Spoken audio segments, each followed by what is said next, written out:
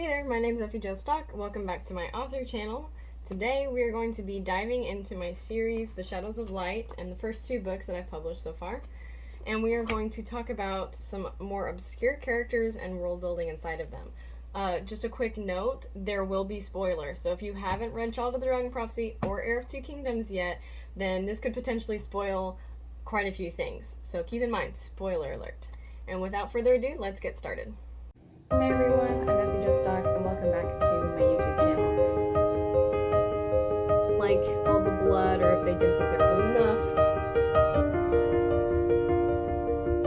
Time has run out for the Duvaharians. The end of this life is near, and the Emperor is preparing his return.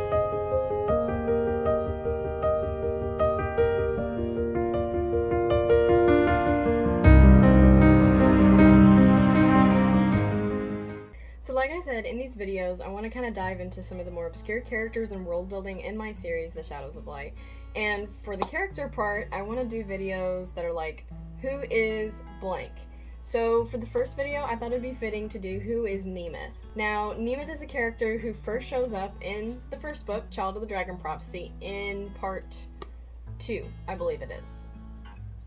Maybe it's part 3. I don't know my own books.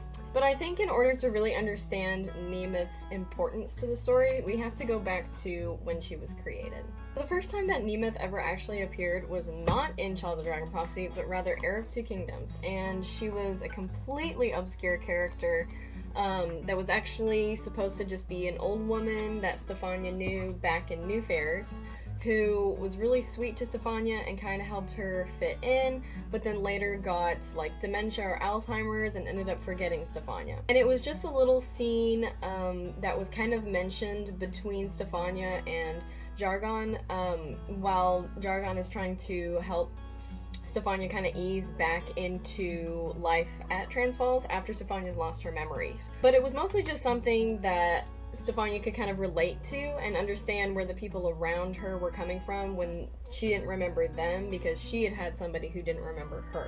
I also didn't want Stefania's entire time in New Fairs to just be all death and hate and prejudice. I wanted her to have something to look back on to where she was kind of like, oh, maybe it wasn't all bad, even though, I mean, like, it kind of was. But basically, that was Nemeth's origin. And then I decided whenever I rewrote Child of the Dragon Prophecy to have these scenes where it was like almost every other chapter kind of bounces back in time, and I decided, oh, I should include that really sweet old lady character. And I was trying to find out how that would work logistically. It just didn't really make sense. They felt more like filler scenes or like bonus content than really anything that had a lot of weight in the story. But the more that I thought about it, the more I realized there were plot holes already that needed to be filled, and a whole story surrounding the lyre, the forest essence, that needed to be tapped into. Like, where did the lyre come from? Why is there a fawn in the forest who gives Stefania the lyre who isn't in the sleeping, and a bunch of other things. And that's when I remembered that I had a pre-written outline for a story that I titled Lover Like the Woods, and I actually have that outline here.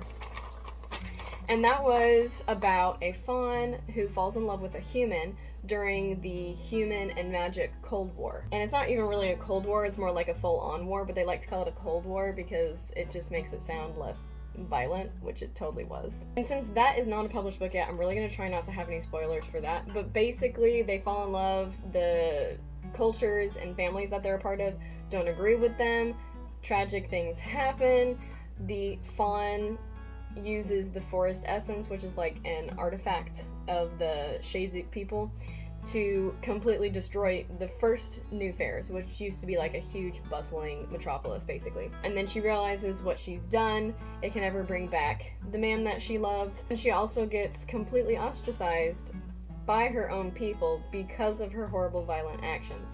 So being left alone, she kind of just lives in New Fairs because that's where her lover is buried and she doesn't feel like she can leave it. But she's still in possession of the lyre at this time. So there's other events that happen that keep that fawn and the fawn who gives Stefania the lyre out from underneath the sleeping, but it has to do with another artifact that's similar to the lyre and the lyre itself. But I already had this story made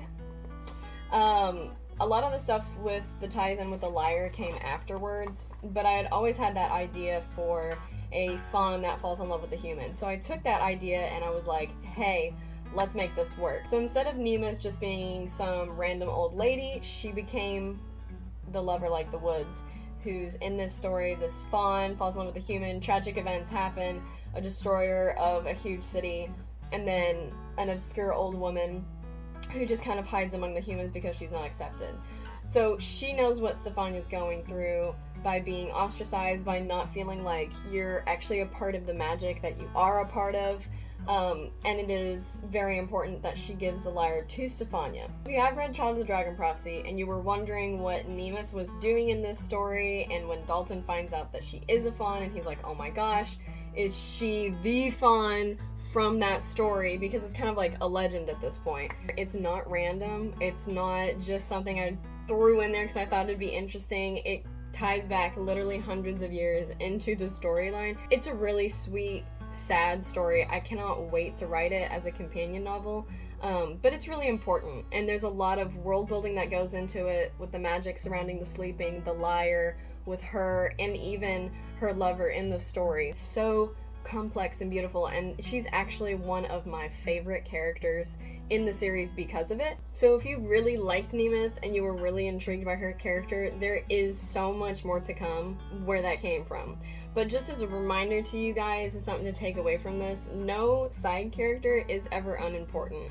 And especially if you're writing fantasy, instead of cutting out a scene that you really want to be in there, you think it'd be really important to have, instead of just throwing it away, see if there's any way that you could use it to expound the world building, the character relationships. I always keep in mind that everybody's a main character in their own story, so most all of my side characters have some sort of importance, or I at least reuse them so the name becomes familiar. Anyways, thank you guys so much for watching. I'm gonna do a few more of these and hopefully you guys will like them. Hopefully it'll give you a more in-depth look at the world building and the characters I have in my series, especially since, like Nemeth, some of these characters won't get talked about for a while until I'm able to write their story. If you guys did like it, please subscribe, please click the like button, let me know in the comments below, and I think we're gonna do Esmeralda next, which is another crazy side character from the Shazuk kind, who pops up in Heir of Two Kingdoms and also used to be an unimportant side character. Thank you guys so much for watching, and may the sun smile upon your presence.